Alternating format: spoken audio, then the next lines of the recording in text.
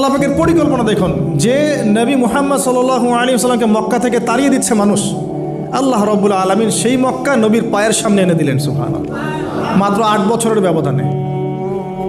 যে বদর যুদ্ধে মুসলিমদেরকে একদম নিঃশেষ করে দেওয়ার প্ল্যান করা হয়েছে, ওই বদরেই আল্লাহ রাব্বুল আলামিন আবু জেহেলের মৃত্যু লিখে রাখলেন। যে ইউসুফকে কুয়ায় ফেলে দিল তার ভাইরা, সেই ইউসুফকে আল্লাহ পাক সেখান থেকে রাজপ্রাসাদ, সেখান থেকে কারাগার, সেখান থেকে আবার নিয়ে আসলেন মিশরের পলিটিক্যাল পাওয়ার।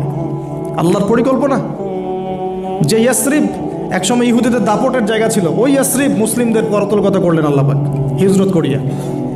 বাদশাহ নাজাশী আবিসিনিয়ায়, আমি তো মালয়েশিয়াকে একটা আবিসিনিয়া মনে করি, এখানে মাশাআল্লাহ এরকম পরিবেশ আছে, শান্তিপূর্ণ ইসলামী পরিবেশ। বাদশাহ নাজাশীর এরকম পরিবেশ ছিল। বাদশাহ নাজাশী কিন্তু মুসলিম ছিল না, সে খ্রিস্টান ছিল। তারপরেও নবীজি বলতেন বাদশাহ নাজাশীর রাজ্যে কেউ জুলুমের শিকার হয় না। সুবহানাল্লাহ। যদিও সে মুসলিম ছিল না, ওখানে ইসলাম নিয়ে গেলেন আল্লাহ পাক, ওখান থেকে পুরো আফ্রিকা ইসলাম ছড়িয়ে পড়লো। সুবহানাল্লাহ। এক খালেদ বিন ওয়ালিদ রাদিয়াল্লাহু আনহু, যার হাতে উহুদ যুদ্ধে বহু মুসলিমের প্রাণ গিয়েছে না, সেই মানুষকে আল্লাহ রাব্বুল আলামিন হেদায়েত দিয়ে 100টা যুদ্ধ করিয়েছেন। সুবহানাল্লাহ।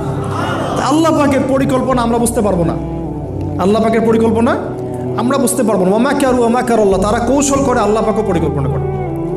দেখেন এই যে প্যালেস্টাইন নিয়ে এত সমস্যা করছে না, আল্লাহ পাকের কি পরিকল্পনা। সুবহানাল্লাহ। আল্লাহ পাক সমস্ত জিউসদেরকে ওইখানে একত্রিত করেছেন। কেন জানেন?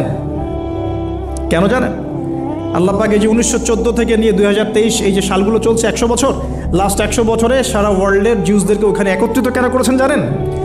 যেইভাবে আল্লাহ পাক ফেরাউনের দলবলকে লোহিত সাগরে ডুবিয়ে দিয়েছেন, ওইভাবে আল্লাহ পাক প্যালেস্টাইনিদের সবাইকে ডুবাবে ইনশাআল্লাহ। এটাও আল্লাহ পাকের একটা বড় পরিকল্পনা। এটা ওরা বুঝতে পারছে না, কিন্তু সময় সাক্ষী দেবে ইনশাআল্লাহ। দেখে নিন, আমরা 100% হলফ করে বলতে পারি এটা হবেই ইনশাআল্লাহ।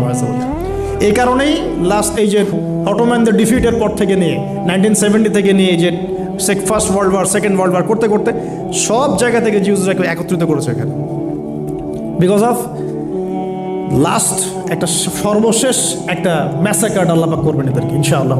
কার হাতে? ঈসা আলাইহিস সালামের হাতে। আমাদের উম্মতের মধ্যে কে নেতৃত্ব দিবেন? ইমামুল মাহদি, যার নাম হবেন মুহাম্মদ। তার নাম কি? মুহাম্মদ। তার বাবার নাম আব্দুল্লাহ, তার মায়ের নাম হবে আমিনা। তো এটাও ক্লোজিং টাইম। এখন আসুন